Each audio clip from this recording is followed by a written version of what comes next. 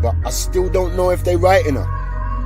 I see some clued up freedom fighters that ain't fought off the demons inside of them yet. I see some pure hearts that's willing to ride but let vampires suck off their vibes.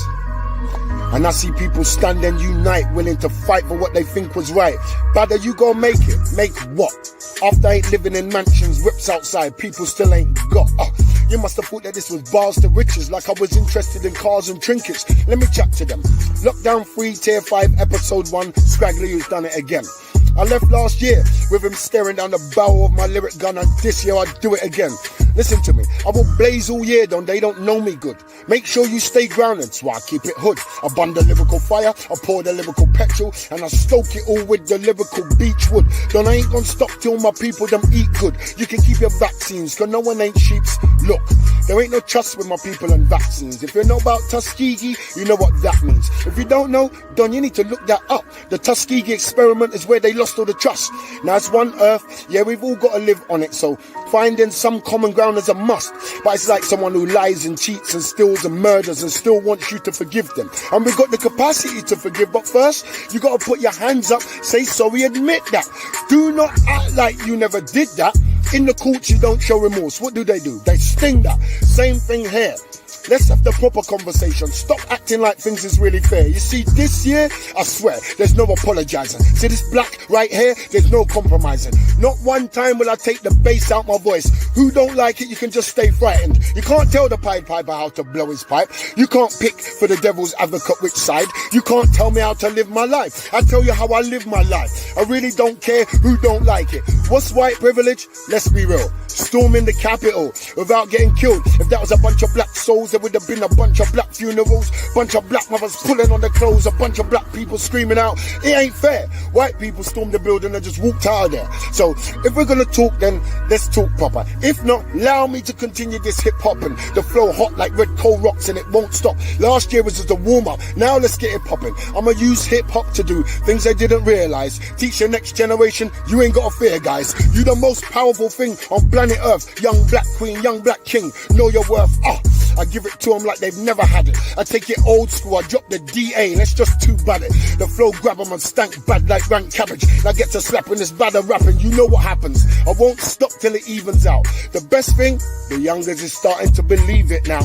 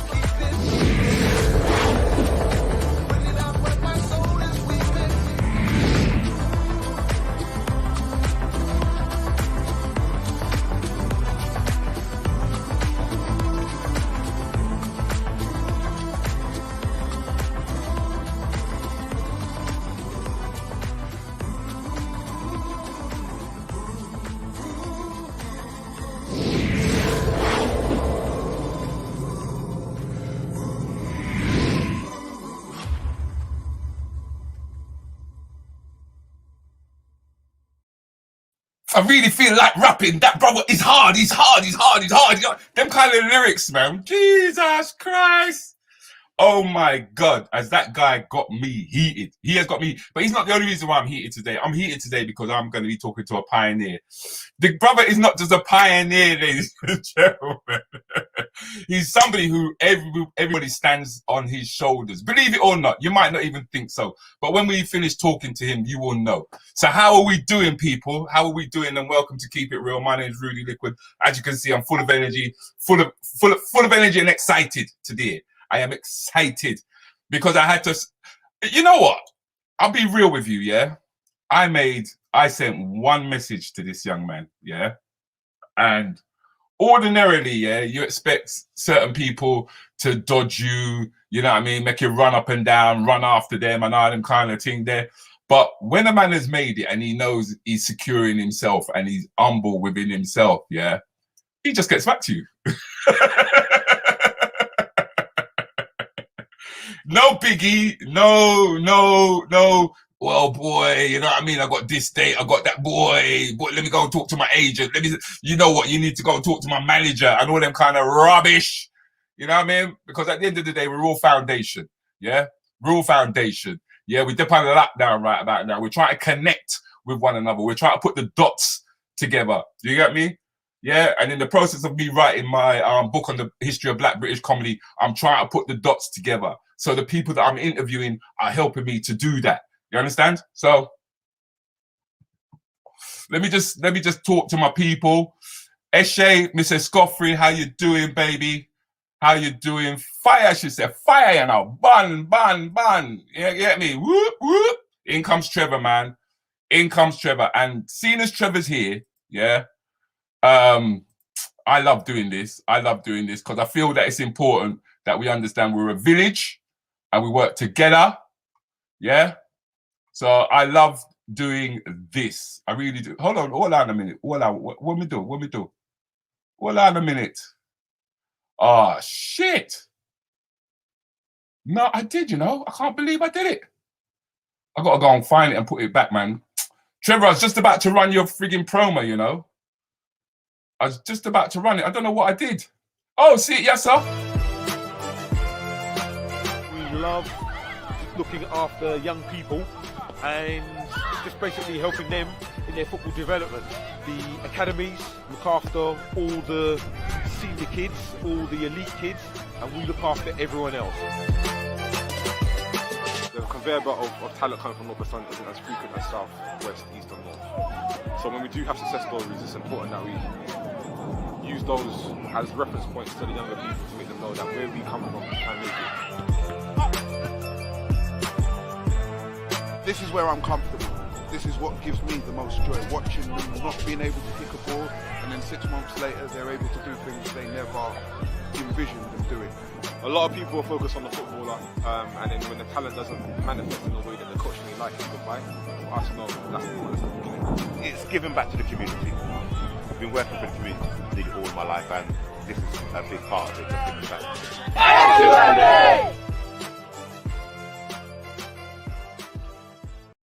Yep, that's a big shout out going out to Trevor White for all the work that he's doing in the community. But hey, let's get down to business. Let's get down to business. Thank you very much for joining me, people. No doubt, you know, people will be coming in and out, but it no matter. Let's just stay focused. Can we stay focused? Can we do that? Yeah. So for all of you who know who my guest is tonight, his name is Chris Tummings, and let's take a quick glimpse at him.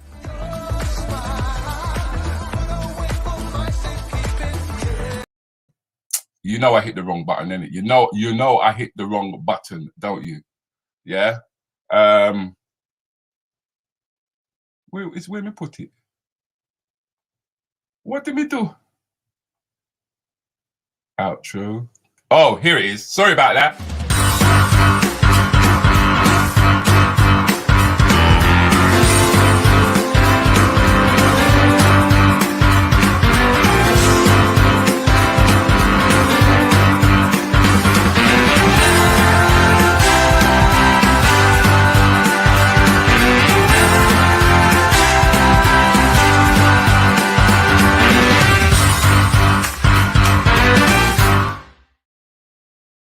It's not happening. Oh boy. Oh man.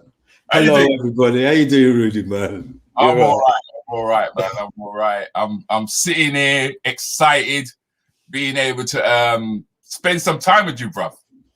It's always great to spend some time with you, Rudi, mate. Yeah? Always, mate, always. Last time I saw you was at a funeral. I mean, listen, man, we're getting at age now. We don't go to parties anymore. We go to funerals, my brother. Yeah, but you know what? There's a lot of widows there, you know.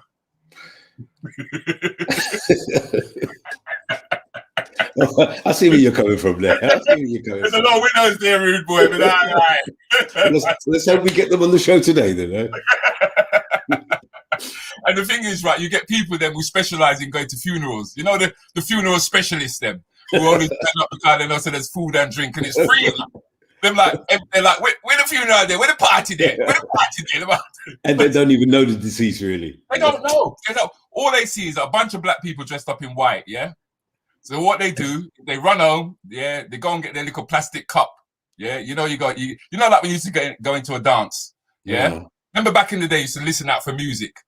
I don't know if what it was like in Hackney. You walk down the street, listen out for music. Listen out for the music, yeah? If you hear the budoof, budoof. You hear the budoof, budoof, yeah? You see the black bin liners covering the windows and everything, yeah? And then you go and you knock the door, and they go, yeah? And you got a cup in your hand. You go, yeah, man, I come back. Well, I come back here. You let know your tricks. You let know your tricks out, brother. Listen, man. Come on, man. The days have changed, right? When we used to get an invite to go to a birthday party. Yeah. Now you got to pay to. We used to, before lockdown. You used to have to pay to go into a club to celebrate someone's birthday. Do you remember when the drinks was on the birthday person? Absolutely. Free drinks all night was supposed to be. Yep. Now they're charging you to go into a birthday party. That's what I'm trying to say. It has switched. It has switched. And I realized that change with my sister. My sister who's deceased at the moment, right? Like she's going to get up any minute, yeah? But my sister, she's deceased, Lana. And I think when she celebrated her 21st, she was like, yeah, we're going to go to a club and we're going to have something to eat and thing. And I thought, yeah, all right then. And then she went, yeah, because it's going to cost blah, blah, blah. And I thought, what? Cuss? Did you actually say, I got paid? Good evening, Trevor. I just saw your message, man. Good evening. Good evening, everybody that's here. Well done, Trevor. Saw your promo, mate. Keep it up. We need more. Oh, there's quite a few messages here for you, man. There's quite a few. There's one coming up from Donna. Of that video, that guy rapping. I've seen a few of his videos. He's the baddest thing around at the moment, mate. Bada. He's serious, bro. Yeah, he's very. He's serious and he's deep. And I love where he's coming from because it's like I don't want to get into this too much, but it's like I understand that COVID is here. The question people are not asking is why is it here? Why? Not that it's here in the present, don't get me wrong, but why is it here? And hence why the words like pandemic is used. And now we've got politicians who are just falling into the narrative and encouraging everybody. And I'm pissed off with it. I'm genuinely pissed off with it. But like I said, me now got a Chris. Right. There's people here who've actually come to see you. Good evening. I don't know. Hi, everybody. Chris, you got a message coming in there from Sharon. You got a message coming in there from Sharon. All of you guys, man. Liz is based up in Manchester, rude boy. Oh, I like Manchester. Well, yeah, I think it was the Marcus Garvey Centre or the Muhammad Ali Centre we opened years ago back there. Love Manchester. Okay, and then we've got Carl, who's in Cardiff. So we've gone from one end to the other end of the UK. So we're covering the whole of the UK. Love me some Wales. Love me some Wales. Love me some Cardiff. I did a tour the whole of Cardiff, mate. All of Wales. Is it? Okay. Yeah, man. One man, two governors show. Great show. So all my folks up in Wales and Cardiff and all the surrounding areas. Yeah. They call it a principality. That's how they look at Wales. But the thing is, when I initially started talking to you, Chris, the first thing you started to talk to me about was Buddhism. Oh yeah, I've been a Buddhist for quite some time now. I was doing a movie, and the two cast members, they were Buddhists, and they just kept me up all night. By them, all I heard from the room next door was no. It used to drive me mad. I used to go to bed with them doing that, and wake up doing that, and I thought I was doing it the whole night through. So years later, I was in Miami and I met somebody who introduced me to Buddhism. And then I remember those guys. And I checked it out and it worked for me. Okay. Because I mean, that's where I kind of like wondered why you'd go from, was you brought up a Christian? I was brought up a Christian, yes. I mean, I still sort of am. I'm every religion, brother. That's what I like about you. You actually embrace everything. Oh yeah, man. It's just different roads to the same goal. It is. It is. But then at the same time, I kind of think to myself, well, we must have a religion of our own. somehow it got lost. All religion is ours. All religion is ours. It all come from we, but they don't know about no religion until we show them religion, man. How to worship the moon and the stars and everything, and worship yourself. You know, people do things in the name of religion. Men do things in the name of religion, which is wrong. So people blame the religion. No, don't blame the religion. You know what I mean? Blame the person. Blame the what do you call them? The heathens and the hypocrites. Yeah, the non-belief. You know what? Because the funny thing is that I find that when it comes to black people, they out Christian the Christians. It's weird. I think it's like we're more into it than they are, and I think it's used to manipulate.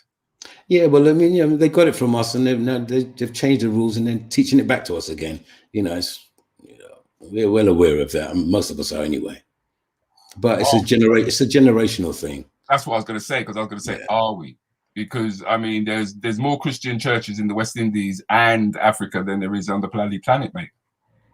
Yeah, that's kind of sad, actually. So you was brought up. What was you brought up as a Catholic or as a Protestant? I was brought up at Church of England. So was I. So it was. Yeah, man. I used to go to Sunday school. Used to love my Sunday school. We used to get up early. My grandmother used to take us to Sunday school on an empty belly. Okay. And we do all that, and then we got home to a wonderful Sunday dinner. And I loved them both. I enjoyed my Sunday school. I enjoyed my Sunday breakfast. So what were your Sundays like? What were your Sundays like?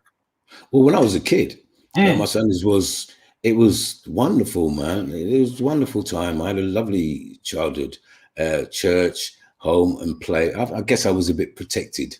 That's when I was a bit older now. Then I went back to live with my parents by that stage, because my brother Michael and my little sister, our beautiful little sister, Eleanor Tummings. And I know he's got a double-breasted jacket on. Oh yeah, man. There's a story about I sneaked my double-breasted jacket out of my mum's wardrobe once. Okay. And I went to a party and I got drunk and vomited all over my jacket. Jesus. And boy, I was thinking about the licks I got when I got home after that, man, but never mind. I mean, yeah, licks is something. We've all got lick stories, I'm sure. Yeah, but now the thing is, Chris, is that man is now getting licks. You understand what I'm saying? Man is now getting licks, bro, because the woman them ain't the same as they were back in the day. They're not, mate. I remember you used to make love to her when she fall in love with you. Now you make love to her when she was a thumping in your mouth afterwards. Maybe that's just me. I think it is.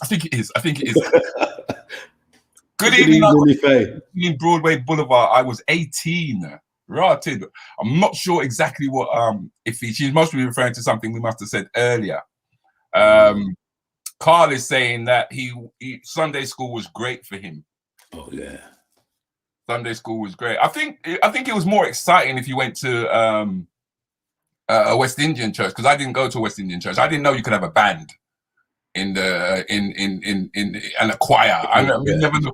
All I knew about was the organ. Do you know what I mean? And my church was so cold, we used to blow smoke rings in that's how cold church was. And it was a vacuous place, man. I remember you could hear when anybody tried to sneak in. Yeah, because you could hear clip, clop, clip, clop, clip, clop, clip, clop. There was no sneaking in. I used to enjoy Sunday school, but even then, I guess I didn't fall for it hook, line, and sinker. I never really believed it. It was just a way to do as I was told and get home for Sunday breakfast. To be honest, you just had no deep faith in Christianity. You just wanted to get home to food. So, what was school like? Absolutely. What was school like for you? School was I went to Princess May School in Stoke Newington. School life was good. Life was good. I mean, I met a few friends, and that's why primary school. That's why I got interested in girls, apparently. And then I went to secondary school, Upton House in Hackney. Upton House. So big up all the Uptonians. Okay. And that was good, but it was tough in Hackney. It was a few scrapes. Hackney, you know, and growing up with National Front, and it was the education system back in the 70s. It was terrible. You know, I actually left school without any qualifications. Well, I had qualifications, but I didn't go and find out my results. Yeah, I ran off and joined the circus. I mean, the acting profession, got the bug of the acting profession, and I didn't go back to find out if I'd passed my exams or not. Didn't care about that time. But then, how did the acting bug come up? Because you was at school at the time. Yeah, well, there used to be a TV show called the Tomorrow People. Right, hold on. Yeah, stick up in. How many people out there can remember the Tomorrow People? How many people? Oh yeah, because that was the first time I came into contact with people who had superpowers. Me too. And I am mad on that. I'm telling you, I'm DC, Marvel, I'm X-Men, I am everything when it comes into that. I'm Wakanda. I'm the whole shebang. Yeah. Paul Walsh is saying, yeah, he remembers the Tomorrow People. Carl is saying he remembers the Tomorrow People. Trevor is saying that he remembers the Tomorrow People. Oh yeah. So we were all tuned into that. Do you know what I mean? So everybody's sitting there watching. Yep. Julie's saying, yep. Watch the Tomorrow People. Yeah, I think they had a speaking computer called Tim or something like that. Yes, it's fantastic. And one of my friends, one of my classmates, was actually an actor in that program, and I freaked out. I was like, well, you know, if you can be on television, brother, so can I. You know, so I put my ear to the ground, find out where drama schools were, and I went and joined, hoping to become an actor and join the Tomorrow People. I wanted to jaunt somewhere. I needed a jaunt belt so I could jaunt somewhere. I never got one. Today I'm still looking for the damn thing. Carl must have a jaunt belt somewhere in his drawer or in the attic. Somewhere, because I can imagine the size of Carl's attic actually, because he lives in Wales. So he probably made his own Jordan belt. Yeah, he must have got a big house in Wales. You know what I mean? Where he's about what a room in London is about. What I reckon a room in Cardiff must be 2 sizes the room of what you would get in London. You understand? I reckon so. So you're saying that it was sitting next to a classmate that kind of drew your attention to TV. Yeah, I can remember his name was Mark Farmer, young guy he's passed on now. Died a few years ago, a few years well. But he was the first person I saw from my sort of school and my background in Hackney that realized, you know, you can do something with your life and you can go and become one of these people on TV. I mean, at the time, obviously, there wasn't that many black people. He was a white guy, but it didn't bug me. He was in my class, and that was, he might as well be black if he was in my class at school, but you might as well have been black. Okay. Because you said that you actually dealt with racism yourself as a youngster. Well, I think growing up in Hackney in the 60s, and in the 70s, I think all of us faced that. Hackney was very close to Bethnal Green, which had a lot of NF. We fought the NF all through the 70s. I fought the NF. We used to go to a place called the Hackney Town Hall. There was a disco every Friday, and we went there, and we was loving it, you know. And one day, the National Front 3 vans came and blocked off the entrance, so we couldn't get out. So it was all trapped inside. You know, these guys had big knives and stuff. So we had to fight our way out. We had to literally fight our way out. And I'm talking about 14, 15, 16, that kind of age. Okay. So when you went, I mean, what acting schools did you go to? Because they were quite, I think I wrote the names down, actually, the names of the schools. You actually told me them. Well, firstly, I joined the place where Mark went to. Like I said, I put my ear to the ground and I found it. It was the Anna Sher Children's Theatre in Islington. That's right. After I plucked up enough courage to leave my humble home in Hackney and get on the bus to Islington, Islington was far back in those days from where I grew up. I just got a 38 bus and I, go by myself. And I joined the Anna Sher Children's Theatre. And from there, I also joined the Old Vic Youth Theatre and the Young Vic Youth Theatre. I'd found that I had a love for the people who were studying the arts and into acting, we were young and we had lots of fun, and it was a fun that I was used to fighting when I was a kid. Was you also fighting when you was in the cadets? Yeah, I joined the Sea Cadets. I had a great time in the Sea Cadets. But, you know, I spent a lot of time, because of the cadets, I spent a lot of time in the Royal Navy, passing my certificates and getting. So I spent almost as much time as I spent in the cadets as I spent in the Navy. And it was a Navy where there weren't too many black people in the Navy at that time. I was 16 and a half, 17. And when I spent time with the Navy, it was like, I used to fight every single day, to be honest, you know what I mean? Because I was in the cadets, I had the first 2 ranks. I was an able seaman, leading seaman in the cadets. So when you was in the Navy, that made me have the first 2 ranks. So I was above, at a very young age, I was above most of the newcomers in the Navy. So they put me in charge of a division. It was forecastle division, yeah. And a lot of the people couldn't take orders from a young black guy. I mean, you think I look young for my age now? You should see me. You should see me when I was 17, mate. A little baby fierce. In fact, it's amazing when I'm going to show them a couple of pictures of you when you was actually going through the theatre. But then it was what I quite found interesting was that when you were mostly in the cadets, right? I was mostly in the Boy Scouts. And know that when I was in the Boy Scouts, there was people in the who's watching the show who were mostly in the Brownies. Oh yeah, I mean, we did all those things. I had a choice, man. Either like Cub Scouts. My brother was a Scout. I decided I like the uniform. I like the Sea Cadet, the sailor's uniform. So I joined the Sea Cadets instead. You don't tell me that you were, you know.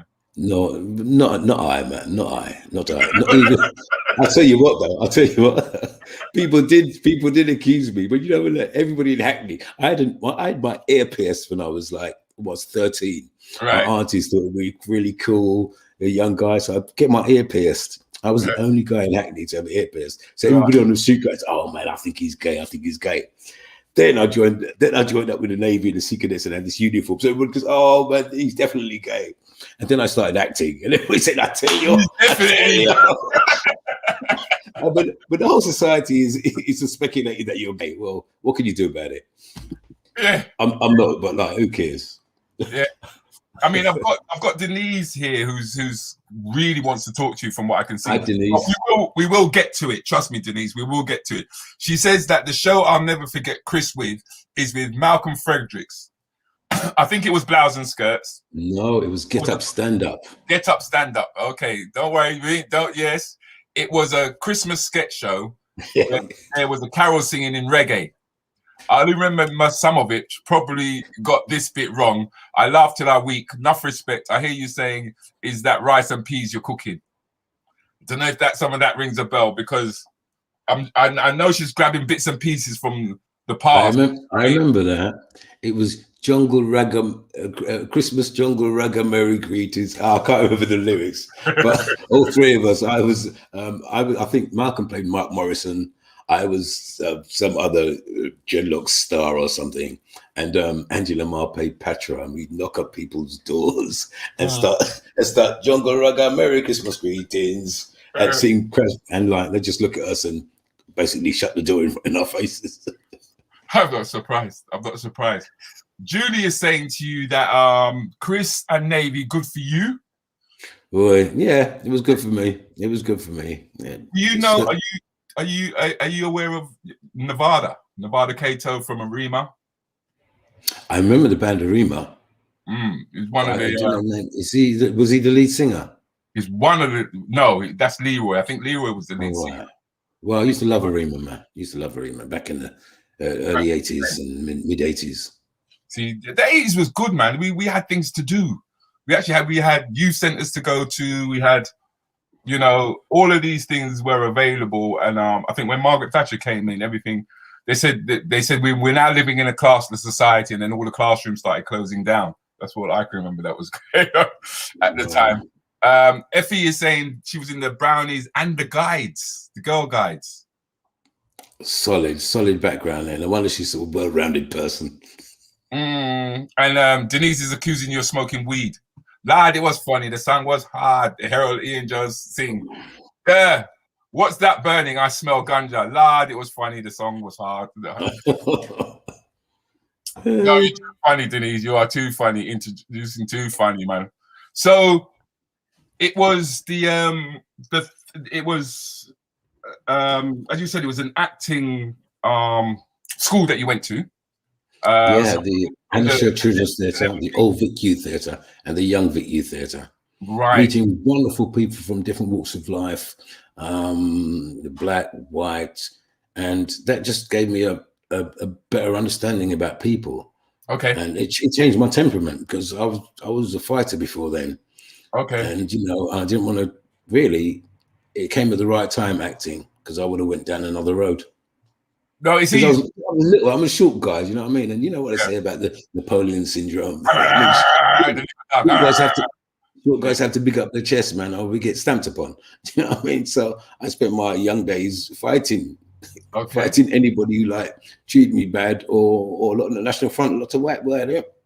Because I mean, in all honesty, I think we were filled with a lot of anger without knowing why we were angry, because we were suppressed in a way that we couldn't see, from the educational system, as you pointed out earlier on. You get me? Just getting introduced to going into the workplace. For me, it was my grandmother coming home. I used to live with my grandmother when I was younger because my mum and dad were so busy working, so I stayed with my grandmother. My grandmother came home one day, burst out in tears, and we all wondered. Must have been about 8, 9, 8, maybe even younger, maybe 6, 7. And she came in crying that she was racially abused and harassed, and she came in bawling. And from that day, I honestly wanted to find somebody who would do that to anybody, and so I could deal with them. And that's what I spent most of my youth doing, to be honest, just trying to stamp it out. For real, but I'm such a different person. I'm such a different person now. I can't even believe in myself. And I think everybody wanted to feel that it was we were angry. Duty to put it straight, to sort of like.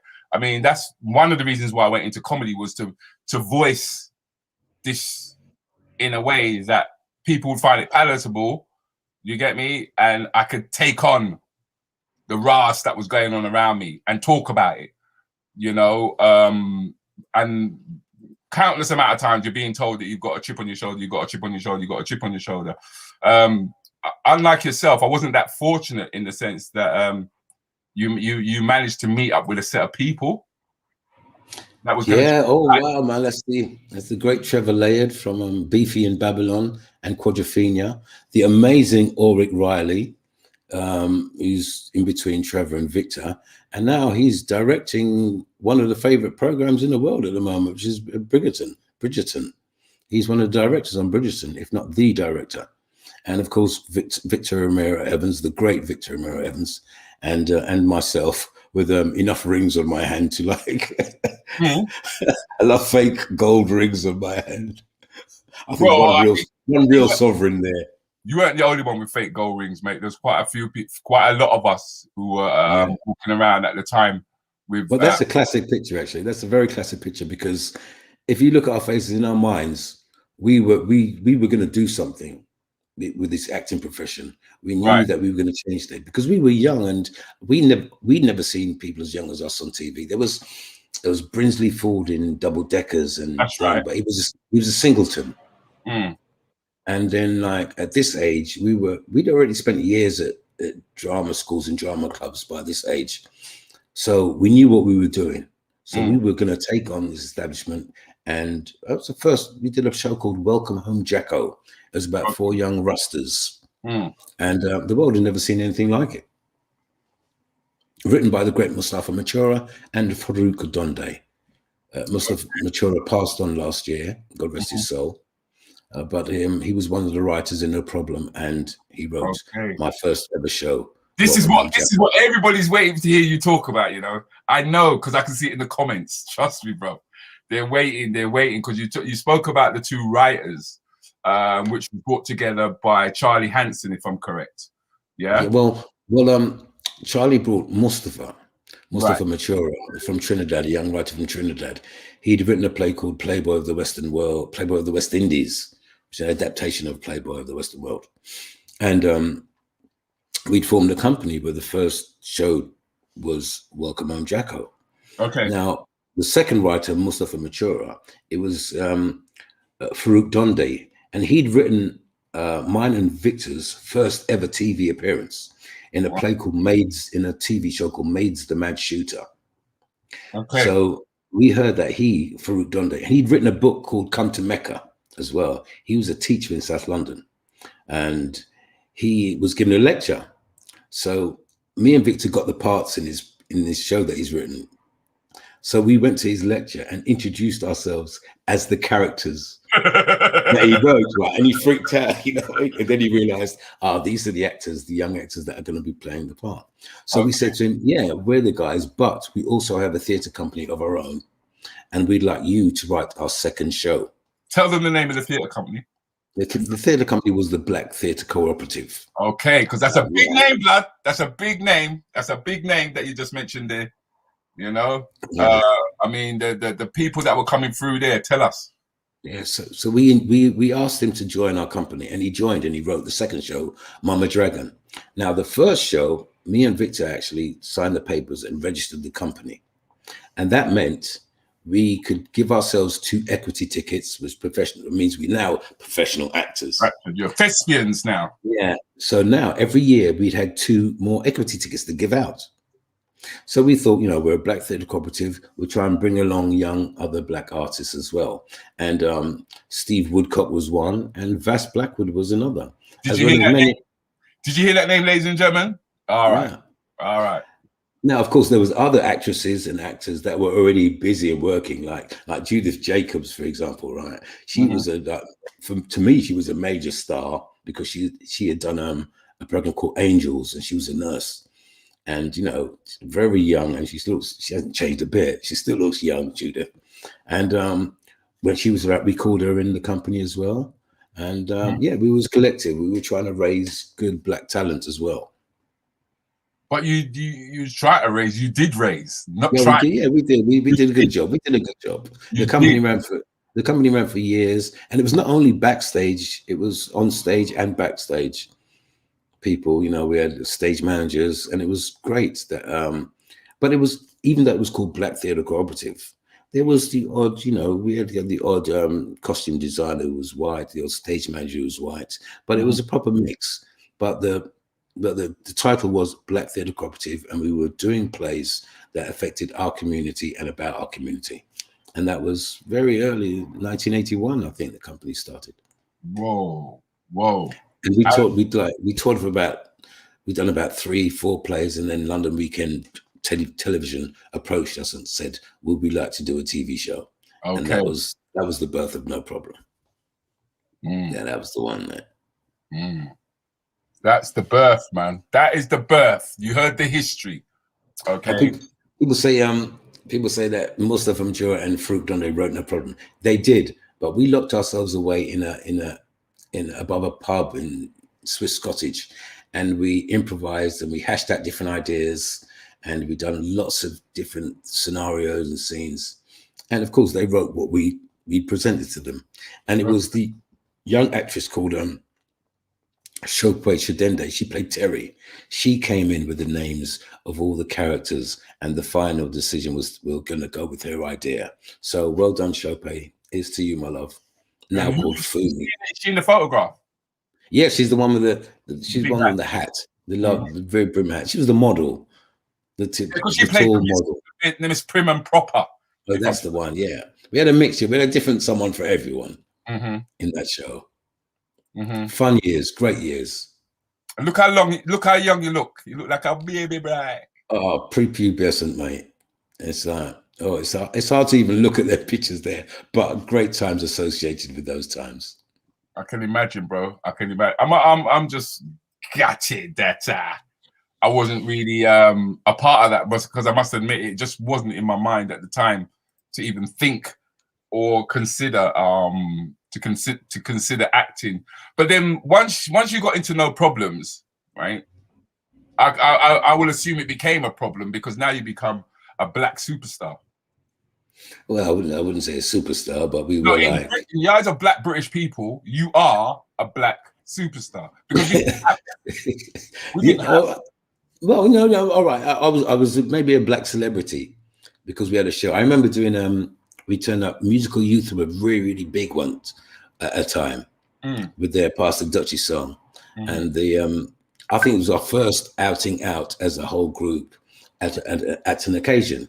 Okay. And there was a Musical Youth there. I think it was a Reggae Awards or something. And we turned up and the place went absolutely balmy. And I stayed in the bar and I could see everybody else getting mobbed, right? Musical Youth and Victor and Malcolm. And I just like, that was really scary. It was really scary at the time. I can imagine, man. I would have been scared because now there's people are throwing down an expectation on you. And what was it like trying to live up to the expectation that people had? Well, I wanted to do the best show work we can, and we had pedigree, so we had a theatre company behind us, so we thought we were in the right direction. We thought we were going in the right direction. So other people's expectations didn't really matter. It was our expectations of ourselves that really mattered at that time. Okay. Because I mean, around then, that's when. Because I mean, just looking at these pictures here. Yellow Man, there's a great Yellow Man. Yeah. So he was one of the biggest reggae artists at the time, who was floating around. So this is what I'm saying. It's like you're hovering at the top of the ceiling around. Yeah. Well, it's really funny because in one of the episodes of No Problem, all right, a letter came back from our parents in Jamaica. And the letter read, all right, hey, Tosh, which I played, hey, Tosh, they're even hearing about your radio station in Jamaica, and you're getting just as big as Yellow Man. Listen, now that was terrible for me because everywhere I went after that, all right, we still raved and we still went to, like, but everywhere I went after that, the DJ would stop the music. All right, I said, why, people, we have Chris Tummings, Tashi Winos, right? And like, I cracked myself, right? Because I knew what was coming next, right? And then come and take the mic. And I wasn't an actor. I wasn't no chanter or rapper or anything. So one time I got on the mic and I said, when I was a youth, I used to and the guy DJ looked at me, grabbed him back and said, hey, what make y'all guys up?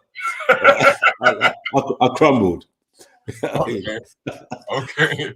So, but then what was it like after you did No Problems? Because I mean, everyone's saying that they loved it. Look at that. Charmaine loved No Problems. No Problems, catalytic for black comedy. Love No Problems. Yes, Chris, definitely a face. Take the accolade, superstar. I told you the brother's humble. I told you he's not gonna see it. Before us, there was the Fosters, and then there was it wasn't quite a comedy. It was more or less a soap. It was Empire Road.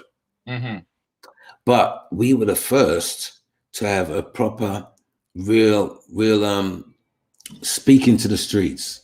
I mean, I think I was one of the first actors ever to do a proper West Indian accent, street accent, mixed in with my English accent on TV. Yeah. And that was a lot of people could relate to that. You know, I mean, I'm still proud that I get stopped in the street sometimes, and guys do tell me, like, you know, they wouldn't, like, if they come from the country or from the outskirts of London, they tell me, look, Chris, they thank God for me because they were the only black person in their school, and when I came on, they felt proud and they could be part of things and they could show off. And you know, that touches me to this day. People tell me that, and it touches me deeply, and I love that. So I am proud of that. You know? Thank you. We actually want you to take the accolade. I mean, this is what this Keeping It Real is about. We don't see you as being a big head. We really don't. We genuinely don't. As Eshe would say, no problem with that, blood. No problem. Well, let me take this opportunity to say thank you for inviting me on the show. Thank you. You know, it's because for us it's overdue. It's overdue because, like I said, we never heard our own voice. Well, look, all right. I mean, I do take the accolades, and I'm very proud. But there are so many other great actors that you never heard about. I've been in this business. We know. Yes, but I've been in this business for almost 40 years. And for every one of us that makes it, there's 100 that don't, are just equally as talented and equally could have done as much as we have done or I have done. They're just like, this business can swallow you up sometimes. And I'm just glad that we've come through it and we're still coming through it. It's still a journey. It's still a hard journey. I'm not over yet, man. I'm still waiting for my next move in the business, so to speak. No, and we're all appreciative of that. But what we're all frustrated with, right, is directly after No Problems, yeah, you had to, it's like you had to go a different route. You had to find a different way because you wasn't groomed, you wasn't taken on by the BBC, you wasn't, you know.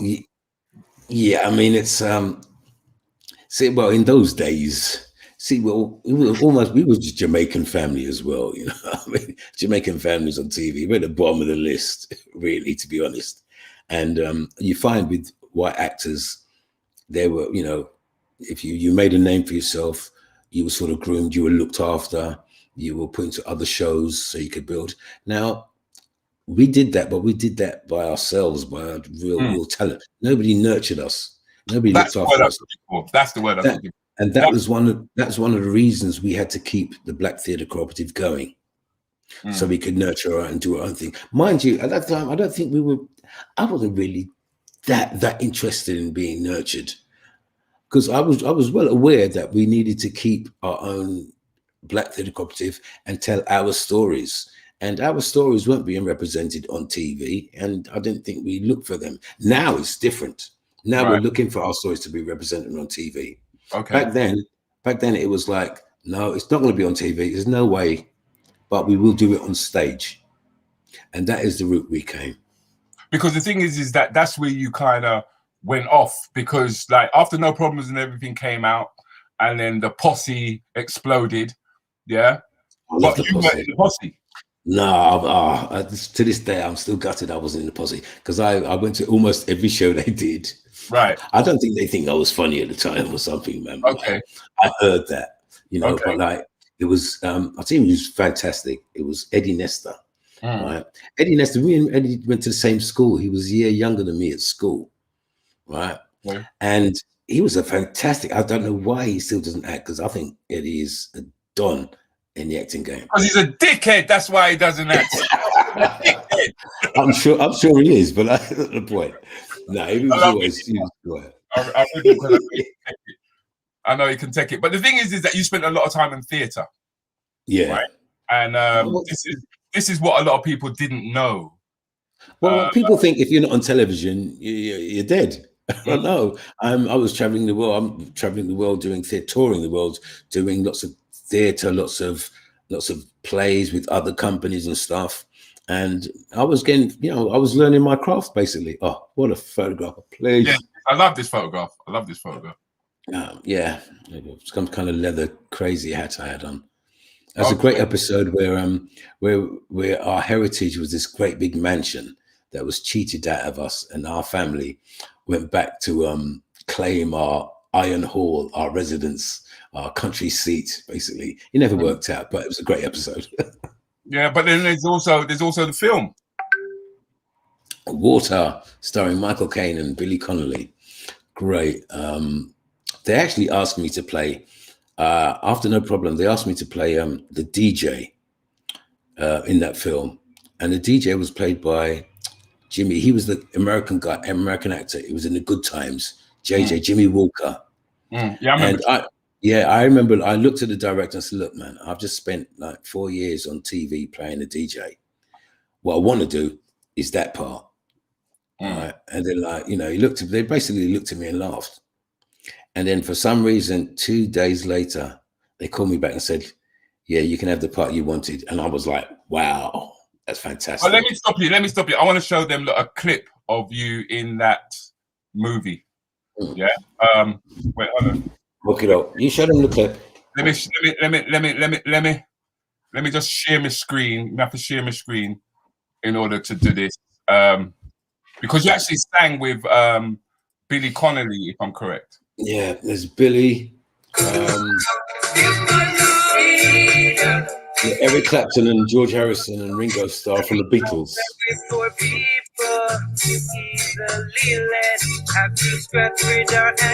I'm actually performing at the United Nations General Assembly. Is that the United Nations, yeah?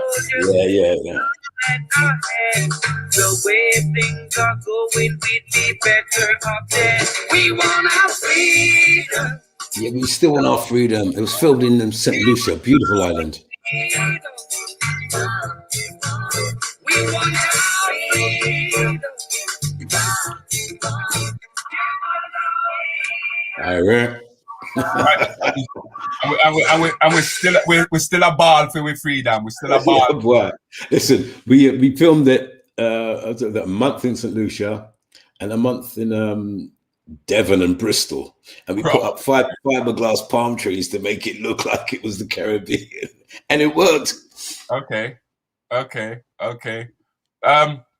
Yeah, I mean that's what I'm saying. There was all these other things that that you were doing, and people weren't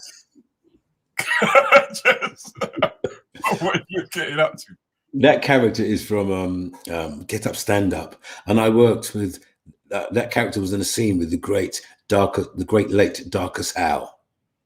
So that is personal triumph for me. A scene that I wrote. It was about a young teacher, Asian teacher, a Sikh, who was being accosted on a daily basis by his students, which is it was a kind of a comedy take on a real situation. So Here's another character. Oh, Lenny Crablouse.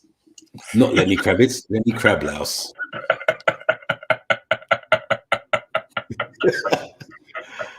I got a laugh. But then there was like a crossroads, a kind of quandary, because you then stepped into the world of stand-up.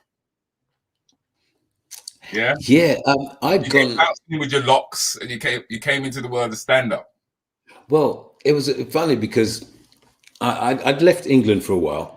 And I'd gone to live with my parents in Miami, and I thought I was maybe going to take America by storm. Nothing happened like that at all. What happened was I got depressed because my kids were back here.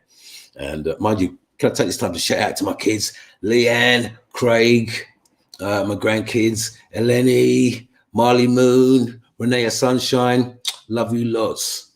Yeah. That's that. Sorry, what were we talking about? Oh, that's cool, man. That's cool. That's all right, man. I love when you do that. Kanish, I love you. All my family, anybody who's watching, I love you lots. And when this is all over, we'll all get together and have one big loving session. All right. Thank you. Sorry. Everyone seems to be hooked on Lenny Crablouse at the moment. They can't. Yeah, that was just a musical spoof that we did. And I sung a song. It was called Are you gonna go my way? I got fingers, I got toes, I got a bogey up my nose. One of those, just a spoof is great fun. Lenny Crablouse. It must have been. So when you came onto the comedy scene now, how did you find it? I thoroughly enjoyed doing comedy. I'd written like 2 hours worth of material when I was in New York, witnessing street stand-up. I'd never seen street stand-up done in this country. I'd seen street performers juggling and flame throwing and like escapology and gymnastics, but I'd never seen a guy stand up on a street and do an hour show and everybody crack up. So I wanted to do that when I came back to England. And it was Malcolm Frederick who said to me, no, Chris, that's good enough to put it on a stage. So Malcolm helped me put it on a stage, and that was I was so nervous my first time. And we did it at the Walmer Castle in on the Walworth Road way back. And it was after that I said, yeah, maybe I should take a foray into that world of stand-up. Scary. And so when I met all you guys, you ain't got no characters to hide behind now. There's no character to hide behind. It's Chris. You got to show them Chris. Well, I'm terrible. I mean, as an actor, I'm terrible. You give me a script and I'm happy. Speaking like this now, I think this is the best I've done in years, just speaking normally as myself. But yeah, stand up. it was very. I always say it's the loneliest place on God's earth, apart from a boxing ring, and stand-up comedy. That was the loneliest place on God's earth.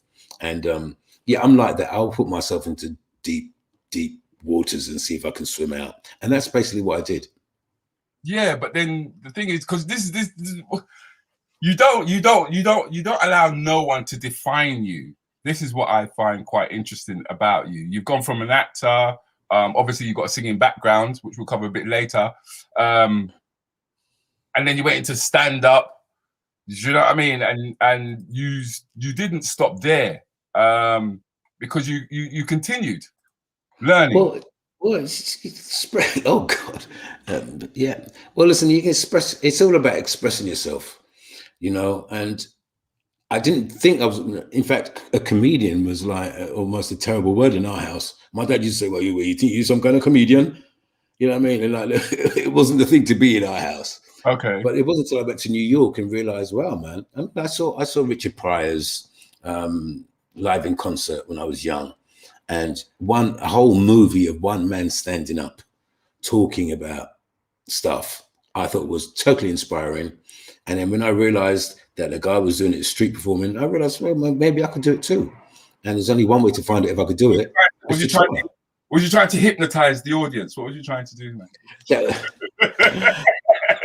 I saw that come up there. It was like, there was a couple of years after that where I thought my career was over. So I never got any qualifications at school, or I didn't go back to find out my qualifications at school. So I lived all my life thinking like I was kind of thick, really, to be honest. Right. I mean, it's a public secret. It's not a secret anymore. My mum was great. My mum did all the reading. My mum did, but my dad, a fantastic man, right? He didn't read and write. Okay. When I was growing up, so I thought I was going to take. After that, without the proper stimulus, my mum stimulated me as much as she could and did a fantastic job. But mentally, I thought that I was trapped and I couldn't learn. The education system in Hackney was terrible. The subjects we took were like the teachers weren't interested. So I just thought like I'm going to go another way. But I also thought that I couldn't really learn. And it wasn't until I was about 40. 39, 40, I decided I'm going to go and study. And that's when I studied hypnotherapy. I studied hypnotherapy because I think I had a passion for it and something that I could hold my attention. So I studied hypnotherapy and I qualified, and I was a qualified hypnotherapist and affiliated to King's College Hospital, which freaked me out as well. I mean, it was a shock to my system that I actually passed, and my first essay got a distinction. And thank you. I was at the top of the class. But I don't know if anybody knows, to be a hypnotist, your insurance, it was about £1 million to be insured. You don't have to pay £1 million, but you insured for £1 million. Yeah. And true story, I was studying hypnotherapy with a partner. We got paired up to work together with each other. And guy said to me, "Oh, what's your name?" I said, "My name's Chris." And he said, "What do you do?" So I'm an actor. And I said to him, "What's your name?" He said, "Paul," and he's a theatre director. So I said, "Yeah." He's a musical theatre director. Ooh. So we paired up. I took him down into a nice medium trance, and I suggested that he would offer me a part in his next musical. Lo and behold, I kid you not, I swear, I was in Buddy Holly, the musical in the West End, 2 months later. That's a different show, but well, tell us about to this day, I don't know if it was my talent or the hypnotherapy that were actually combination of the both, man. It's a combination of the both. Absolutely. It's a combination of the both. So tell us about this one. This is the original Ike and Tina Turner show called Soul Sister. Emmy Wakoma is playing Tina, and I'm playing Ike. Fantastic show, loved it. I think I got the part because Tina was actually a Buddhist. Yes. And before I got that part, I was in a bit of I broke up with a relationship fell apart, and I was in a state. So I used to chant a lot because I'm a Buddhist. I used to chant Nam Myoho Renge Kyo, Nam Myoho Renge Kyo, and I chanted for about 6-7 months straight, almost every day. Now, the first script that came through my letterbox, when I opened the first page, it said Nam Yo Harengekyo, and I freaked out. That's gonna And freak it was Soul Sister. And I thought to myself, how in hell am I going to get this part? Because the only person I know that played that part since was Lawrence Fishburne in the movie. Right. What's love got to do with it? And I said to myself, anyhow I mess this up, that's my career over. Mm. So first, let me get the part. So I brushed my guitar out and I ran through my scales and I did my singing voice and brushed up my moves. And cut a long story short, I ended up getting the part out of quite a few applicants. And, you know, fantastic time. It was a great show. I don't know. Here's an even better time. Oh, love this show. Thousands of people came to see this. This is The Big Life. Originally started at the Theatre Royal Stratford, and then we moved to the West End. And the only one thing that took that show off and was the July the 7th bombings back in the day. If it weren't for the bombings, that show we could have run forever. It was a fantastic show, my best ever show, The Big Life, starring Victor Romero Evans, Neil Reedman, myself, and Marcus Powell, and the great Jason Pennycook, who choreographed the whole thing. It was a ska musical, and lots of people from all different ages. 100-year-old black woman came up to me after the show and said, like, that was her heyday, and thanked us. Maureen Lipman, the great Maureen Lipman, came up to me and loved it. Everybody came.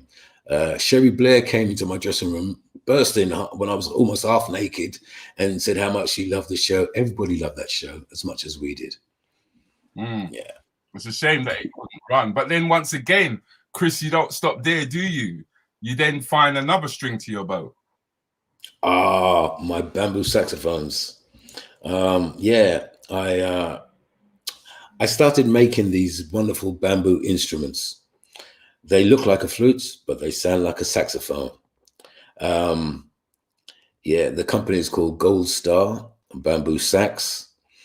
I was on tour doing Soul Sister, and when that show was coming to an end, we was on the road for about 14 months. And I said, well, I don't want to do a musical for a while. I may not ever get a chance to do a musical as equivalent to that for a while. So why don't I start my own business? And with my love of bamboo and my love of jazz music and saxophones, I decided to start a business. And I worked Brick Lane Market for a number of years, and I'd work Greenwich Market for a number of years, and different exhibitions. And that was an exhibition, I think. But you were also exporting these, if I'm correct. You're exporting them. You actually they're going around the world. I have a website, Gold Star Bamboo Sax website, which people from around the world buy them. Unfortunately, COVID has ceased production of them, but we'll be back. You have to excuse me. I need to go to the men's room. 1 second. No, you go to the men's room, and I'm gonna spoil everybody. All right, because I think they need to understand exactly just how much Chris has actually put into this. So listen to this.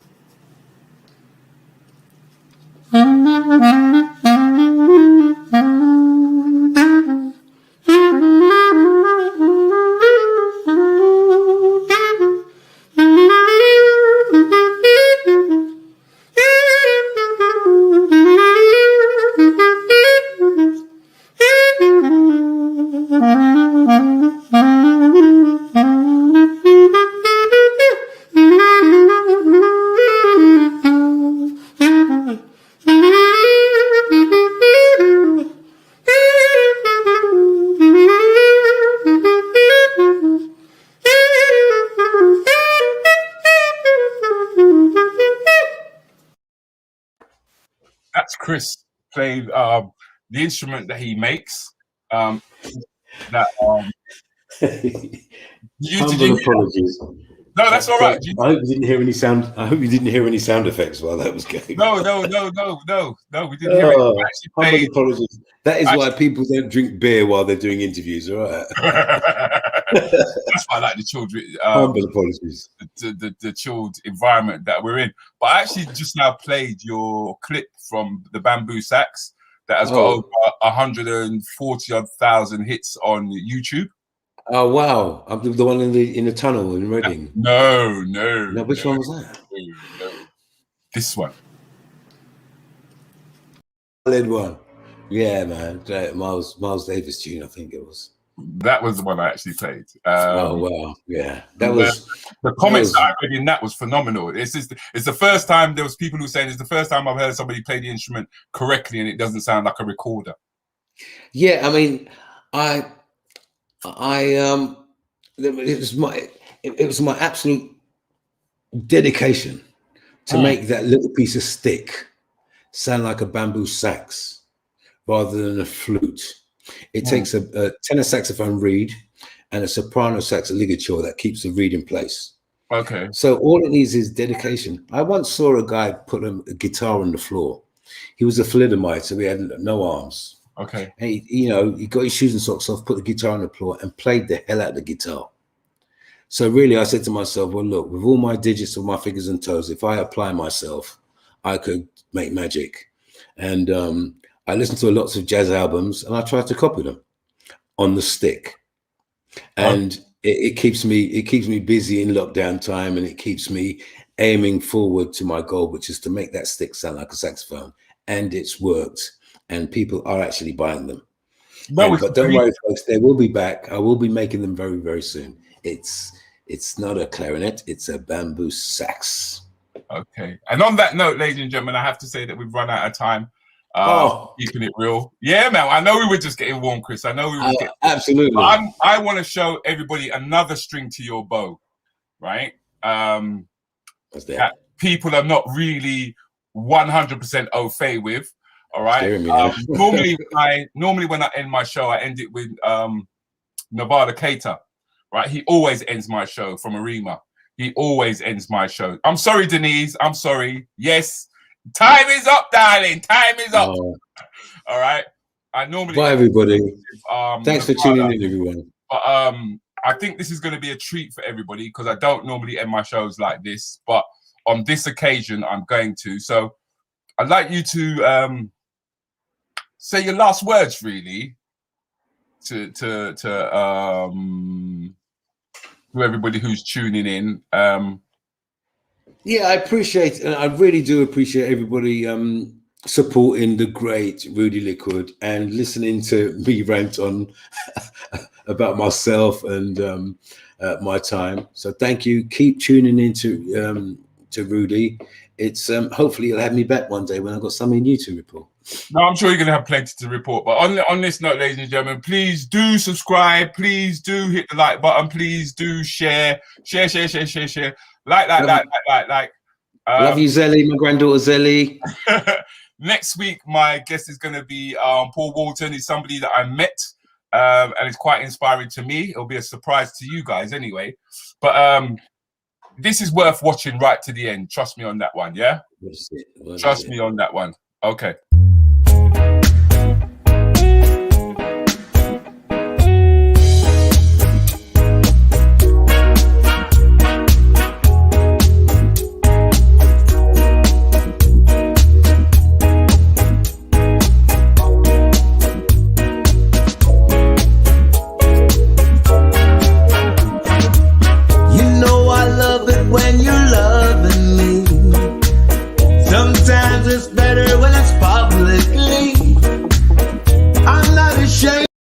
Now I know you lot didn't know that Christmas thing.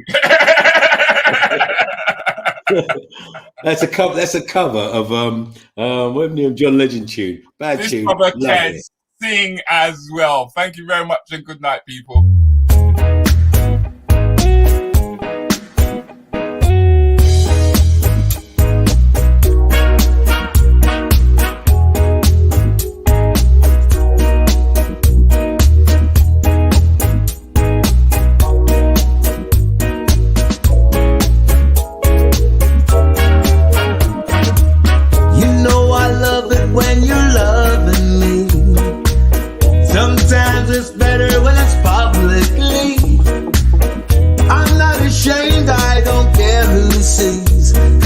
Hugging and kissing the love exhibition. Oh, Let's rendezvous out on the fire escape. I'd like to set off an alarm today. A love emergency, don't make me wait. Just follow, I lead you, I urgently need you. So let's go to the bar. I wanna kiss you underneath the stars. Maybe we'll go too far. We just don't care. We just don't care. We just don't. Let's make love. Let's go somewhere they might discover us. Let's get lost in us. We just don't care. We just don't care. We just don't care. I see you closing down the restaurant. Let's sneak and do it when the boss has gone. Everybody's leaving, let's have some fun. Oh, maybe it's wrong, but you're turning me on. Oh, let's take a visit to your mama's house. Bring to the bedroom while your mama's out.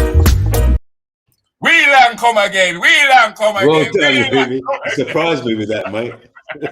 Ladies and gentlemen, you Well can get done. this on YouTube. Is it they can get it on YouTube? Is it YouTube? Yeah, it's in YouTube, iTunes. iTunes, That was that's a it. great backing iTunes. vocals. The late, great Claudia Fontaine was doing the backing vocals on that. So a big respect to her as well. Please don't just go download it from, support the brother, put some money in his pocket, yeah?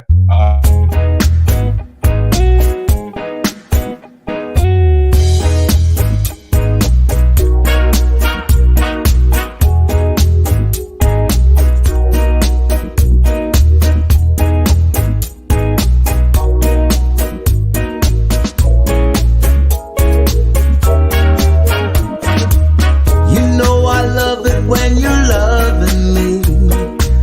Sometimes it's better when it's publicly. I'm not ashamed, I don't care who sees us hugging and kissing. The love exhibition. Oh, let's rendezvous out on the fire escape. I'd like to set off an alarm today. A love emergency, don't make me wait. Just follow, I lead you, I urgently need you. So let's go to the bar. I wanna kiss you underneath the stars. Maybe we'll go too far. We just don't care. We just don't care. We just don't. Let's make love. Let's go somewhere they might discover us. Let's get lost in us. We just don't care. We just don't care. We just don't care. I see you closing down the restaurant. Let's sneak and do it when the boss has gone. Everybody's leaving, let's have some fun. Oh, maybe it's wrong, but you're turning me on. Oh, let's take a visit to your mama's house. Bring to the bedroom while your mama's out. Maybe she'll hear it when we scream and shout, but we'll keep it rocking until she comes knocking. Let's go to the bar. I wanna kiss you underneath the stars. Maybe we'll go too far. We just don't care. We just don't care. We just don't. Let's make love. Let's go somewhere they might discover us. Let's get lost in lust. We just don't care. We just don't care. We just don't care. If we keep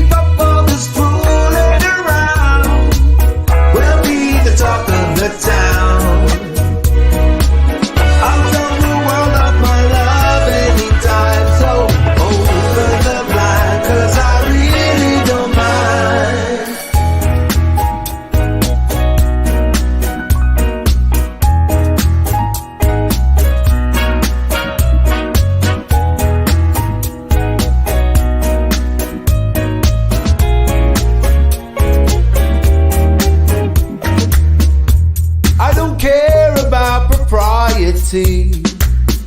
Let's break the rules, ignore society. Come on, baby. Maybe our neighbors like to spy, it's true. So what if they watch when we do what we do? Let's go to the bar. I wanna kiss you underneath the stars.